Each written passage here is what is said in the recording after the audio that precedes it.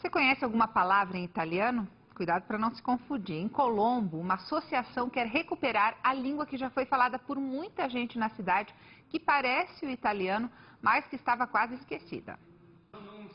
Na sala de aula é uma redescoberta da língua que quase tanto quanto o português já foi muito falada por esses campos de Colombo, numa época em que a cidade começava a crescer. Que faz tempo que abbiamo visto questo, então como faz muito tempo que a gente viu. Para muitos pode até parecer. Bravi ragazzi, bravi tusi. Mas a aula não é de italiano não. A cidade de Colombo foi fundada por italianos. Aqui eles chegaram, passaram a ocupar a região em 1878 e formaram 5 colônias. 4 delas com pessoas de origem na região do Vêneto, onde estão as cidades de Veneza, Vicenza, Padova, onde até hoje fala-se o vêneto, língua considerada irmã do italiano.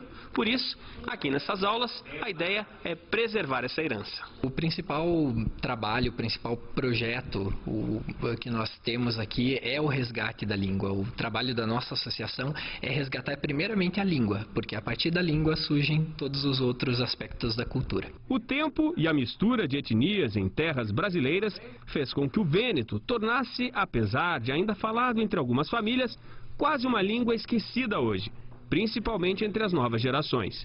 Voltar à língua que até a metade do século XX foi muito falada nas famílias, na rua mesmo, aqui na cidade. O Jonathan começa a se arriscar.